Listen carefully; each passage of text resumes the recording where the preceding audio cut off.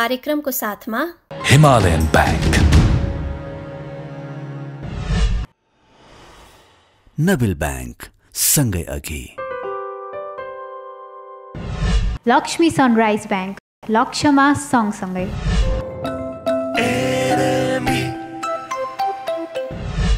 जे ग्रुप।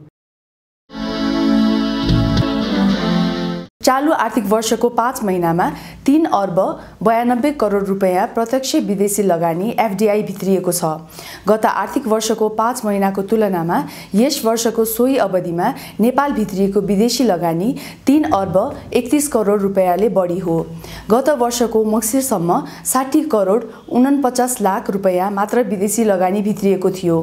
यता चालू आर्थिक वर्षको 6 महिनाको अवधिमा 8 खर्ब 43 अर्ब 13 करोड रुपैयाँ बाह्य व्यापार भएको छ। नमस्कार, म रिमा खड्का कार्यक्रम अर्थको अर्थमा स्वागत गर्दछु। 16औं पञ्चवर्षीय योजनाको अन्तिम तयारीमा जुट्यो योजना आयोग। शेयर बजारका लागि 2024 उत्साहजनक हुने अपेक्षा। इपान डे 2080 सम्पन्न लगायत थप आर्थिक गतिविधिहरू प्रस्तुत गर्नेछौँ। आउनुहोस् आजको कार्यक्रम सुरु गरौँ।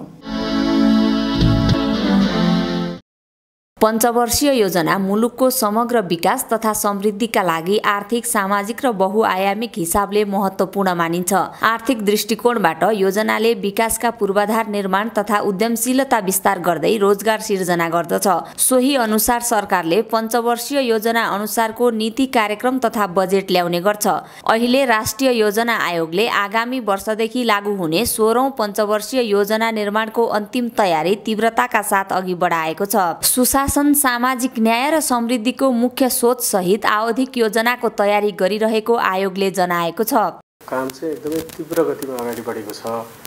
हामीले ज्येष्ठ यही वर्षको ज्येष्ठबाट सुरु गरेका हौँ र हाम्रो कार्यतालिका चाहिँ यो माघको मसन्त 16औं आवधिक योजनाको डकुमेन्टलाई पूर्णता दिएर त्यो चाहिँ नि प्रकाशनसम्म गरिसक्ने हो।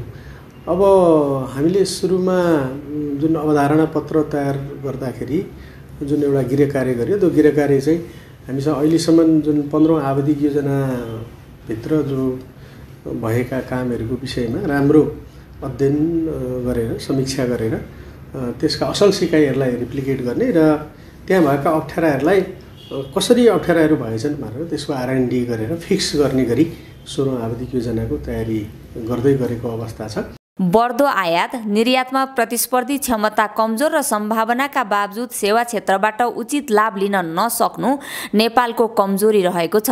15औं पञ्चवर्षीय योजनाका अधिकांश आर्थिक लक्ष्यहरू पूरा नभएको सन्दर्भमा 16औं योजनामा विभिन्न चुनौतीहरू औल्याइएको छ। उत्पादनसँग नजोडिएको शिक्षा प्रणाली, कमजोर कार्यान्वयन क्षमता, कमजोर व्यवस्थापन तथा लगानी सुरक्षा जस्ता चुनौतीहरू 16औं योजनामा देखिएका छन्। मुख्य समस्या भने प्रति व्यक्ति आय र जो रोजगारीका अवसरहरू सिर्जना भएको गर्नुपर्ने हो, त्यसमा हामी कमजोर छौँ। अब यो के भयो भने हामीले बनाएका कार्यक्रमलाई दुईटा कमजोरी भयो। एउटा, हामीले कार्यान्वयन गर्ने क्षमता वृद्धि गरेनौँ। कर्मचारी संयन्त्रको, निजी क्षेत्रको, हाम्रो शिक्षा क्षेत्रमा सुधार गरेर त्यो बजेटसित रिलेटेड हामीले एजुकेसन दिएनौँ कि होइन, हाम्रो कार्यक्रमसित रिलेटेड त्यतातिर बढी फोकस गर्नु पर्यो। दोस्रो कुरा चाहिँ यो संरचनागत सुधार पनि गर्नु पर्यो। हाम्रो समन्वय भएन कार्यान्वयनमा। विभिन्न ठाउँमा चाहिँ तपाईँलाई एउटा मन्त्रालयले काम गर्छ भने अर्को मन्त्रालय, यो नीतिगत समन्वय पनि राम्रोसँग भएन, अन्तर संरचना। अनि संरचना पनि कहीँ चाहिने भन्दा बढी, कहीँ चाहिने भन्दा कम।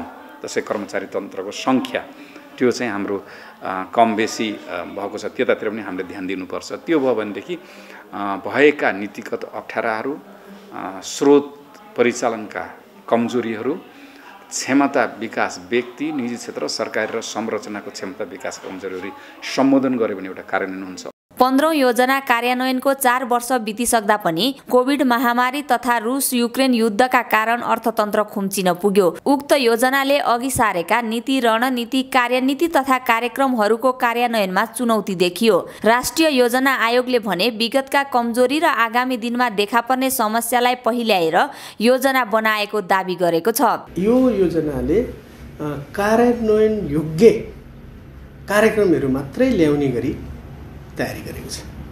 यो योजनाले आयोजना र कार्यक्रमहरू ल्याउँदा पूर्व तयारी पूर्ण भएका आयोजना र कार्यक्रमलाई मात्रै स्पेस दिनेछ। यो योजनाले कार्यक्रम बनिसकेपछि त्यसको पूर्ण खर्च हुन सक्ने सम्भाव्यताको अध्ययन गरेर आवश्यक DPR, EIA पूर्व तयारी सहितको र राष्ट्रिय योजना आयोगमा भएको राष्ट्रिय आयोजना ब्याङ्कमा प्रविष्ट भएका आयोजनाहरूलाई मात्रै लाने गरी हामी यो आवधिक योजनालाई हामी लाँदैछौँ र यसमा रुग्ण भएका, अलपत्र भएका र वर्षौँदेखि हिजो सुरु भएर तपाईँको परिणाम दिन नसकेका, सम्पन्न हुन नसकेका राष्ट्रिय गौरवका आयोजना, रूपान्तरणकारी आयोजनाको पनि रिभ्यू गर्ने गरी र रिडिफाइन गर्ने गरी र त्यसले थोरै लगानीबाट थोरै समयमा धेरै उपलब्धि दिन सक्ने गरी संयन्त्र बनाएर जाने गरी। यता नेपाल 2026 भित्र विकासशील मुलुकमा स्तरोन्नति हुँदैछ। यसले पनि नेपाललाई विश्व सामु थप प्रतिस्पर्धी भएर जानुपर्ने चुनौती थपिएको छ। यस्तोमा 16औं पञ्चवर्षीय योजनाले राखेका अधिकांश लक्ष्यहरू पूरा गर्नुपर्ने हुन्छ। यसका लागि प्रतिव्यक्ति आयमा सुधार, शिक्षामा सुधार, संरचनागत सुधार तथा नीतिगत अप्ठ्याराहरूलाई फुकाउँदै जानुपर्ने जानकारहरू बताउँछन्। 30-25 अर्बको केही फेसिलिटी पाउँथ्यौँ होला अन्तर्राष्ट्रिय बजारमा, तर यसले अब हामीलाई के छ भने हामीलाई तयारी रहन, हामी अब प्रतिस्पर्धी भएर जानुपर्छ भन्ने चुनौती थपेको छ। त्यसकारणले यो दीर्घकालीन रूपमा हामीलाई त्यो फाइदा नै हो, राम्रो नै हो। किनभने अब हामीले यसले हामीलाई दबाब दिन्छ कि हाम्रो क्षमता वृद्धि गर्नु पर्यो। त्यसकारणले यसमा जाँदाखेरि अब त्यसको लागि तयारी भनेको हामी कम्पिटिटिभ हुनु पर्यो, हाम्रो क्षमता वृद्धि गर्नु पर्यो, हामी चाहिँ उत्पादनको हाम्रो विविधीकरण जानु पर्यो। पहिले हामीले चिया अथवा विभिन्न चिजहरू, अब गार्मेन्ट्सहरू, किनभने हाम्रो एलडिसी स्टार्सहरूले पाएका थियौँ नि, अब हामीले अन्तर्राष्ट्रिय बजारमा हामी के प्रतिस्पर्धीमा जान सक्छौँ। त्यस्ता उत्पादनहरू तरकारी हुन्छ कि फलफुल हुन्छ कि हाम्रो अरू कुनै एक्सोटिक प्रोडक्टहरू हुन्छ कि ह्यान्डिक्राफ्ट हुन्छ कि त्यसरी अन्तर्राष्ट्रिय बजारको मागलाई हेरेर हाम्रो उत्पादन क्षमता, उत्पादनशीलता, गुणस्तर, सबै ब्रान्डिङ त्यो सबै बढाएर त्योतिर हामी फोकस गर्नुपर्छ। त्यसले हामीलाई दीर्घकालीन रूपमा फाइदै गर्छ। पुँजीगत खर्च बढाएर पूर्वाधारलाई बलियो बनाउँदै नेपाल आन्तरिक उत्पादनमा बढी केन्द्रित हुन सके आवधिक योजनाको लक्ष्य पूरा हुन सक्ने विज्ञहरूको सुझाव छ। लगानी प्रोत्साहन, आयात प्रतिस्थापनका लागि औद्योगिक उत्पादन तथा दीर्घकालीन रोजगारीका अवसर सिर्जना गर्नेतिर 16औं पञ्चवर्षीय योजनाले जोड दिनुपर्ने सुझाइएको छ। भर्खरै हामीले प्रस्तुत गर्यौं 16औं योजना सम्बन्धी सामग्री। अबको पालो ब्रेक। लाग्छ मानिस आवश्यकताहरूको खानी हो। सानो सदा मनपर्ने खेलौनाको, अलि ठुलो भयो राम्रो लुगा र मिठो खानाको, त्यसपछि राम्रो जीवन साथीको। व्यवहार पनि त गर्नै पर्यो, तर आवश्यकताहरू कति कति सानो सानो बचतले नै पूरा गरिरहेका हुन्छन् यी सबै आवश्यकताहरू। त्यसैले सानो होस् वा ठुलो, हिमालयन ब्याङ्कमा गरेको बचतले नै पूरा गर्नेछ तपाईँको हरेक आवश्यकता। Himalayan bank. ब्याङ्कहरू त धेरै छन्, तर मेरो रोजाइको पहिलो ब्याङ्क भनेको छ नेपाल ब्याङ्क।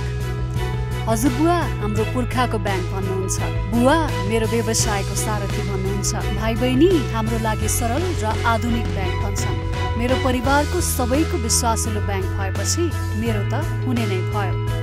हो, नेपाल ब्याङ्कले आफ्नो देशभरको शाखाहरूमा ATM, point of sale machine, internet banking लगायत मोबाइल ब्याङ्किङको माध्यमबाट घरमै बसेर ब्याङ्किङ कारोबार गर्ने सुविधा प्रदान गरिरहेको छ।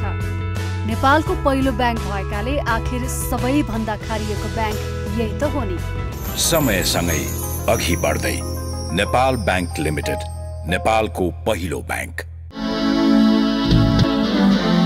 नेपाल सरकार र एडीबी बीच 16 करोड अमेरिकी डलर सहुलियतपूर्ण ऋण र 60 लाख अमेरिकी डलर अनुदान सम्झौता भएको छ। शहरी जीवनयापन सुधार परियोजनाका लागि उक्त रकम कार्यान्वयनका लागि हुनेछ। यता नेपाल क्लियरिङ हाउस लिमिटेडले पुस मसान्तसम्म 84 अर्ब रुपैयाँ भन्दा बढीको भुक्तानी कारोबार फर्च्योर गरेको छ। थप आर्थिक गतिविधि सहितको अबको प्रस्तुति बिजनेस राउन्डअप। होटल सङ्घ नेपालले पर्यटन प्रवर्धनका लागि समय समयमा विभिन्न कार्यक्रमहरू आयोजना गर्दै आइरहेको छ। यसैबीच मङ्गलबार सङ्घले आफ्नो स्थापना दिवसका अवसरमा प्रथम सत्कार दिवस 2080 मनाएको छ। काठमाडौँमा आयोजित उक्त कार्यक्रममा राष्ट्रपति रामचन्द्र पौडेलले पर्यटन तथा होटलको विस्तारसँगै नेपालका नयाँ गन्तव्यको विकास र समृद्धि भएको बताउँदै मुलुकको पर्यटनलाई सफल तुल्याउन पूर्वाधारका काम अगाडि बढेको स्पष्ट पार्नु भएको छ। पर्यटन तथा होटलको विस्तारसँगै नेपालका नयाँ गन्तव्यहरूको विकास र समृद्धि भएको तथ्य उल्लेख गर्न चाहन्छु। मुलुकको पर्यटनलाई सफल तुल्याउन पूर्वाधारका कामहरू भइरहेको अगाडि बढिरहेका छन्। साथै मुलुकका नवनिर्मित क्षेत्रीय अन्तर्राष्ट्रिय विमानस्थल पूर्ण सञ्चालनमा आई मुलुकमा बढीभन्दा बढी विदेशी पर्यटकहरू भित्र्याउन सके समृद्धि छिटै हासिल गर्न कठिनाइ हुने छैन। मुलुकको कुल गृहस्थ उत्पादनमा पर्यटन क्षेत्रको 8% योगदान रहेको छ। विदेशी मुद्राको प्रमुख आय स्रोत मध्येको एक पर्यटनलाई राष्ट्रिय प्राथमिकता प्राप्त उद्योगको मान्यता दिनुपर्ने सङ्घको माग छ। सरकारले हालको स्थितिको सूक्ष्म समीक्षा गर्दै विद्यमान ऐन नियम तथा कार्यक्रममा व्यापक सुधार गर्नुपर्ने खाँचो औलाइएको छ। समस्या समाधानको लागि हालको मौजुदा स्थितिको सूक्ष्म समीक्षा र सोही अनुरूपको राष्ट्रिय नीति र कार्ययोजना आवश्यक रहेको निवेदन गर्न चाहन्छु।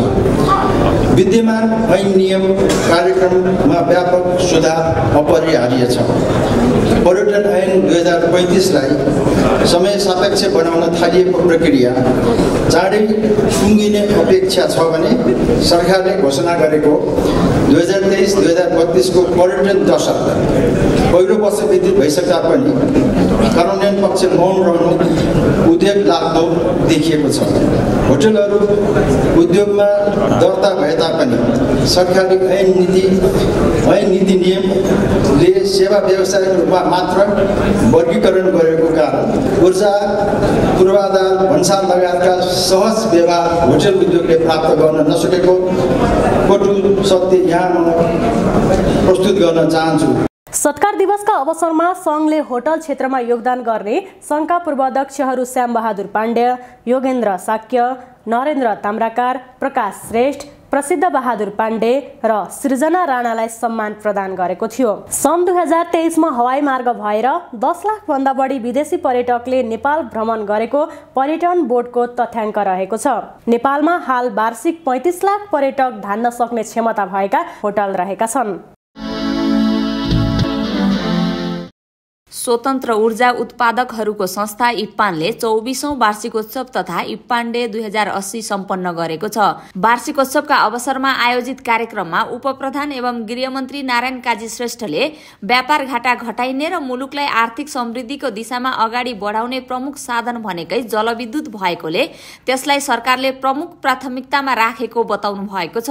विद्युत खपत देशभित्र कसरी अगाडि बढाउने र डेभलपमेन्ट त्यस अन्तर्गत ग्रिन डेभलपमेन्टको दिशामा त्यसलाई कसरी जाने भनेर सोच्नुपर्ने आवश्यकता छ।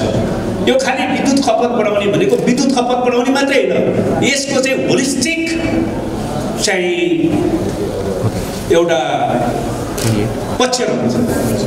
यसले समग्रमा राष्ट्रलाई विकासको दिशातिर नयाँ ढङ्गले अगाडि बढाउँछ।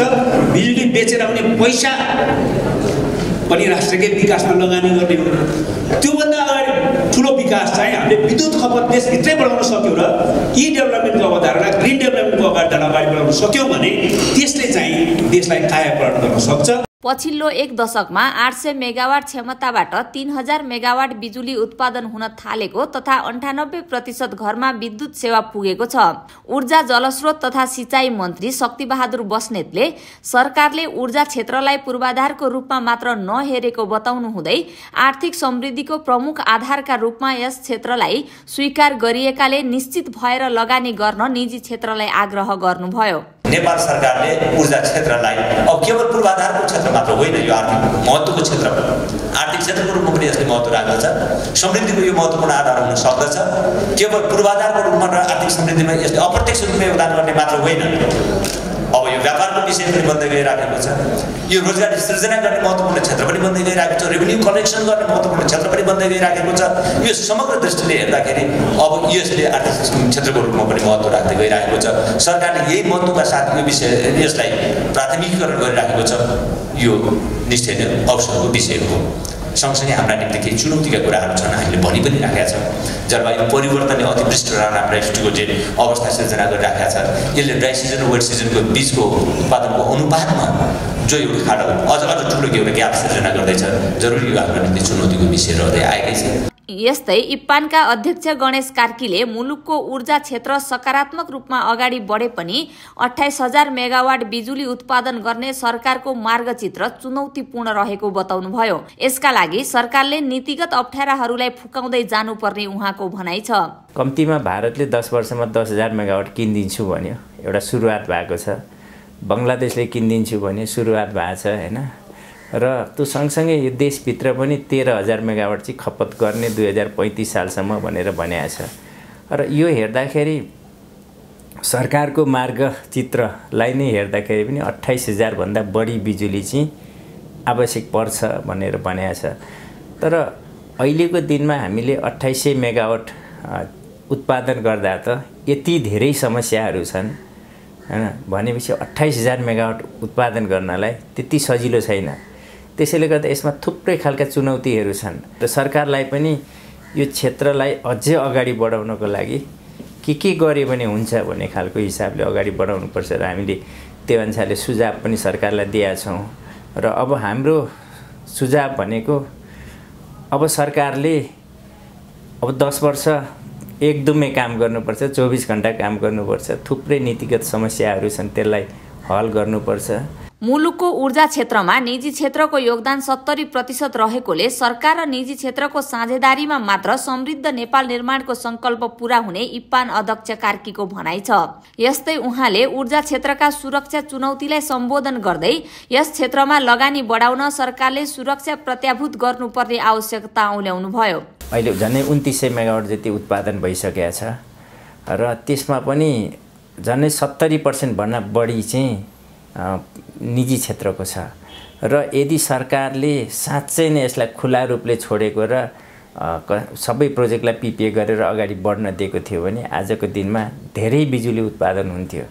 तर सरकारले किन कन्ट्रोल गर्यो भने उसले तुरुन्तै यो लगेर कहाँ बेच्ने अथवा खपत गर्ने भन्ने खालका सरकारसँग तुरुन्तै खालको त्यो खालको प्लान पनि थिएन र त्यो खपत गर्न सक्ने ठाउँ पनि थिएन। त्यसले गर्दाखेरि रोक्या हो।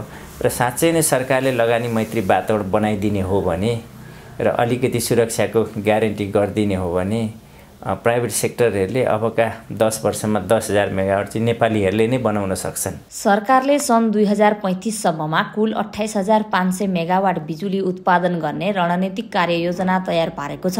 चरम ऊर्जा सङ्कटबाट पार पाएर नेपाल पछिल्ला दिनमा ऊर्जा निर्यात गर्ने देशका रूपमा स्थापित भएको छ। त्यति बेलाको त एउटा असम्भव चिज थियो, अहिले धेरै सहज छ।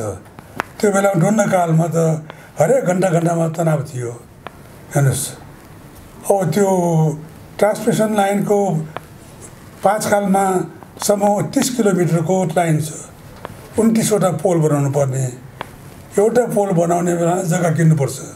अब त्यो वार्ता गरेर भएन। अब सेक्युरिटी छैन गभर्मेन्टको। ढुन्नकालमा सबैले न्यू खोज्ने, त्यसले भएर स्थानीयहरूले पनि मौका खोज्यो। त्यो बेलाको कुरा सम्झँदाखेरि मलाई अहिले त धेरै सहज। सरकारको सार्थक पहलका कारण ऊर्जा क्षेत्रले गुणात्मक फड्को मारिरहेको सन्दर्भमा आन्तरिक खपतमै ध्यान दिनुपर्ने बताइएको छ। यस्तै लगानी विस्तारका लागि कानुनी एवं संरचनागत सुधारको खाँचो औल्याइएको छ। अहिले सरकारले अब भाषण मात्रै गरेर हुँदैन। सरकारले गर्नुपर्ने कुरा त मेन कुरो लगानी हो कि यसमा। लगानी पानी मात्रै भएर पनि भएन, विज्ञ मात्रै भएर पनि भएन, पिपिए गरेर भएन।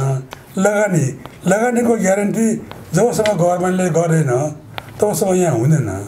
लगानीको ग्यारेन्टी गभर्मेन्टले निरक्कसँग गर्नुपर्छ। ब्याङ्कले तपाईँ यहाँ लगाउनुहोस्, यसको असुली भएन भने यसको जिम्मेवारी हामीहरू भन्ने कुरो गभर्मेन्टले भन्नुपर्छ। इप्पानको वार्षिकोत्सवका अवसरमा आधा दर्जन भन्दा धेरै व्यक्तिलाई सम्मान गरिएको छ। इप्पान विशेष सम्मानबाट ऊर्जा मन्त्रालयका सहसचिवद्वय नवीन राज सिंह र सन्दीप कुमार देव, विद्युत विकास विभागका महानिर्देशक चिरञ्जीवी चटौत र नेपाल विद्युत प्राधिकरणका पूर्व उपकार्यकारी निर्देशक प्रबल अधिकारी रहेका छन्। यस्तै वरिष्ठ ऊर्जा पत्रकार विकास थापा, नेशनल हाइड्रो पावरका संस्थापक अध्यक्ष जित बहादुर श्रेष्ठ र वर्तमान अध्यक्ष कुमार पाण्डेलाई पनि सम्मानित गरिएको छ। अमेरिकी कार निर्माता कम्पनी टेस्लाका प्रमुख एलन मस्कले कम्पनीमा आफ्नो स्वामित्व नबढे एआई र रोबोटिक्स आफूले छुट्टै बनाउने बताएका छन्। विद्युतीय सवारी साधन निर्माता कम्पनी टेस्लाका प्रमुख मस्कले सामाजिक सञ्जाल एक्समा कम्पनीको सेयरमा आफ्नो स्वामित्वको सेयर हाल 13% रहेकोमा उक्त सेयर 25% पुर्याउने गरी आफूलाई अधिकार दिनुपर्ने, नत्र आफूले टेस्ला कम्पनीबाट एआई र रोबोटिक्स उत्पादन नगर्न चाहेको उल्लेख गरेका छन्। त्यति सेयर स्वामित्व नपाउने हो भने टेस्ला बाहिर नै प्रडक्ट बनाउन रुचाउने पनि उनको भनाइ छ।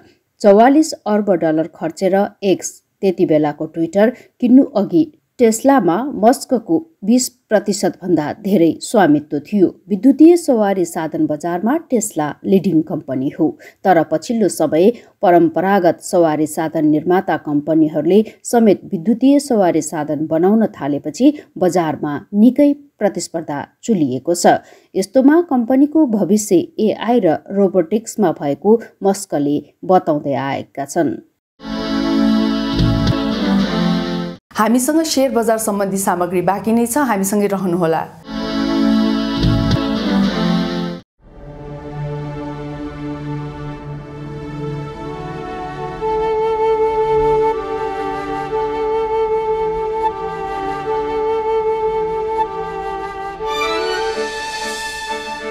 नारी मात्र होइन, अब हाम्रो साथमा सबल र सफल नारी। हामी देख्छौं अपार सम्भावना। एनएमबी बैंक, समृद्ध नेपालको लागि। नविल ढुक्क बचत खाता, जसमा छ ढुक्क पार्ने इन्स्योरेन्स बेनिफिटहरू। 10 लाखसम्मको दुर्घटना बिमा, 3,75,000 को घातक रोग तथा आवधिक जीवन बिमा र वार्षिक रु 1 लाखसम्मको औषधि उपचार खर्च दावी भुक्तानी। ढुक्कसँग लाइफ टाइम भरि फ्री डेबिट कार्ड। नविल ढुक्क बचत खाता खोली उहाँहरूसँगै ढुक्क रहनुहोस्, शर्तहरू लागू हुनेछन्। नविल बैंक, सँगै अघि।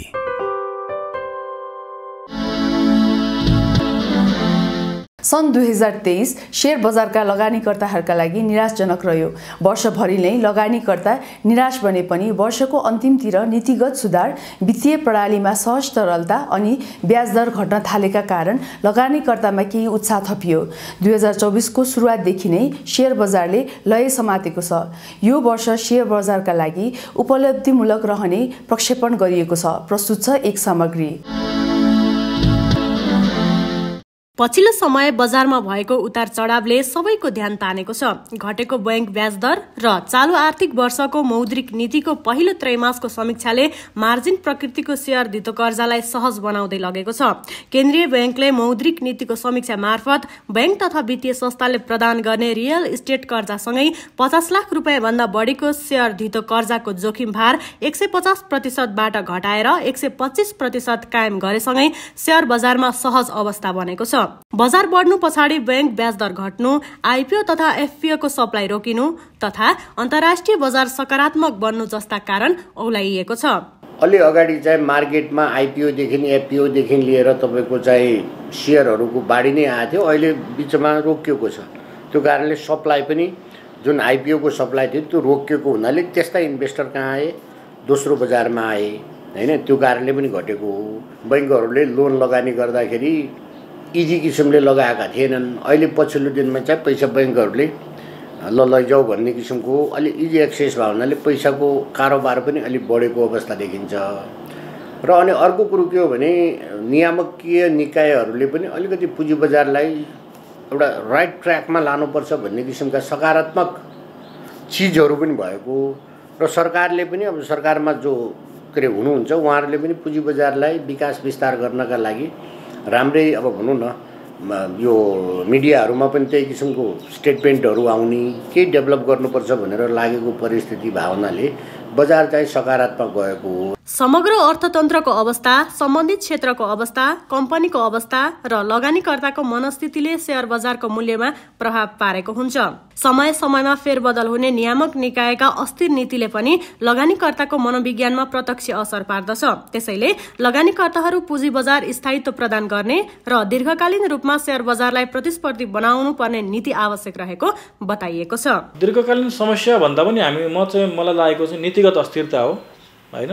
जब बजारमा वृद्धि देख्छौँ हामीले चाहिँ नीतिमा फेरबदल गर्नुपर्ने आवश्यकताहरू भइराखेको अनुभूत गर्छौँ र त्यही हिसाबले नै नीतिगत फेरबदलहरू भइरहेछन्, जसले गर्दा लगानीकर्ताहरूले चाहिँ एउटा दीर्घकालसम्म भन्न म चाहिँ यो खालको नीति बन्दैछ देशमा, यो खालको नीति रहन्छ र म लगानी गरेर बस्छु भन्ने खालको वातावरण चाहिँ कम पाएको अवस्था देखिन्छ।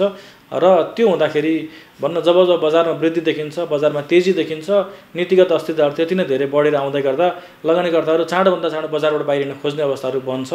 त्यो हुँदाखेरि बजारमा ठुलो गिरावट, बजार चाहिँ क्र्यास हुने अवस्थाहरू पनि हामीले देखेका छौँ। यसका साथसाथै यो बजारमा इन्स्ट्रुमेन्ट थप गर्ने हैन, यसका चाहिँ संरचनाहरू थप बलियो बनाउने, जस्तो हामीलाई चाहिँ भन्न कारोबार औजारहरू वृद्धि गरेर लिएर जाने, यसलाई चाहिने हाम्रो सहायक अरू इन्स्ट्रुमेन्टहरू हैन, अक्सन मार्केटहरू, अब त्यसै गरी हाम्रो यही बजारमै हामीलाई आवश्यक हुने इन्ट्राडे सर्ट सेलिङका पूर्वाधारहरू हैन, मार्जिन लेन्डिङका पूर्वाधारहरू, त्यसै गरी डेरिभेटिभ कारोबार गर्न आवश्यक संयन्त्रहरू, नीतिहरू लगायतका कुराहरू चाहिँ थप्दै जानुपर्छ। अहिले धितोपत्र बोर्ड नेतृत्वविहीन अवस्थामा छ। नियामक निकाय भए पनि बोर्डले शेयर बजारलाई उचित तौरले नियमनको दायरामा राख्न सकेन भन्ने गुनासो आइरहँदा बजार विकास र विस्तारका लागि बोर्डको नयाँ आउने नेतृत्वले प्रणाली विकासका साथसाथै बजारलाई नियमन, नियन्त्रण तथा न्यूनतम लागतमा अधिकतम लगानीकर्तालाई फाइदा हुने काम गर्नुपर्ने बताइएको छ। धितोपत्र बोर्डले गर्न खोजेका कामहरूलाई अब आउने नेतृत्वले भनौँ न राम्रो ढङ्गले काम गर्नुपर्ने हुन्छ र धितोपत्र बोर्डले वास्तवमा गर्नुपर्ने मसिना कामहरू धेरै छन्। सिस्टम डेभलप गर्नेदेखि लिएर सरकारलाई जुन किसिमको चाहिँ पोलिसी बनाएर, किन धितोपत्र बोर्ड भने त नेपाल सरकारको पुँजी बजारको विकास विस्तारका लागि के अरे त्यो एडभाइजर त त्यही हो नि, ती कामहरू कहीँ ल्याकिङ छन्, ती कामहरू गर्नुपर्छ र पुँजी बजारलाई नियन्त्रण, नियमन, न्यूनतम लागतमा अधिकतम लगानीकर्तालाई भनौँ न बेनिफिट हुने र सरकारले त्यो मार्फतको राजस्व सङ्कलन गर्ने क्षेत्रहरू असाध्यै धेरै छन्। धेरै नयाँ नयाँ काम गर्नु पर्यो भनेर त्यसरी भन्नुभन्दा पनि भएकै कामहरूलाई सिस्टमेटाइज किसिमले लानुपर्ने र तपाईँको प्रविधि अथवा प्राविधिक रूपले धितोपत्र बोर्डलाई अगाडि बढाउनु पर्ने कामहरू प्रशस्त छन्। सन् 2023 शेयर बजारका लगानीकर्ताहरूका लागि खासै उपलब्धिमूलक भएन। वर्षभरि बजार समग्रमा घट्दो क्रममै रह्यो। मौद्रिक नीतिले घर जग्गासँगै सबै प्रकारका रियल इस्टेट व्यवसाय र शेयर धितो कर्जाको समेत जोखिम भार घटाएपछि बजारमा लगानीकर्ताको आत्मविश्वास पुनः फर्किएको छ।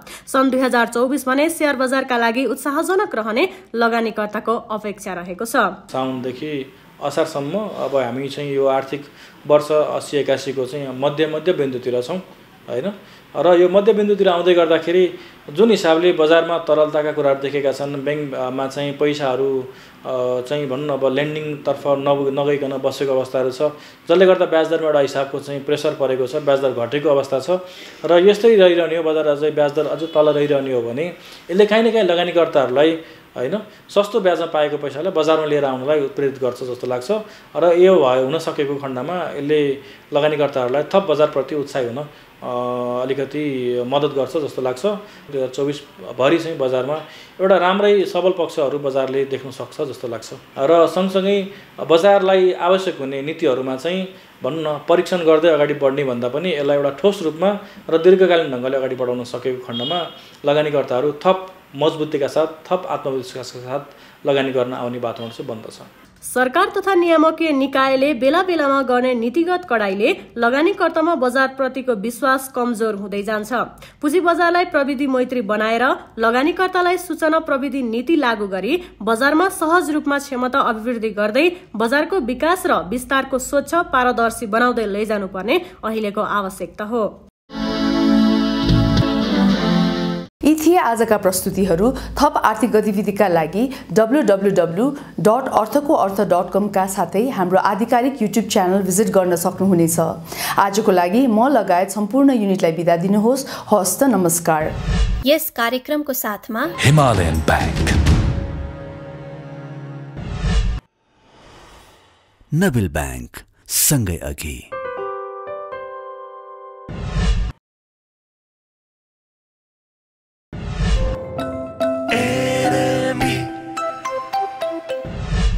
जे ग्रुप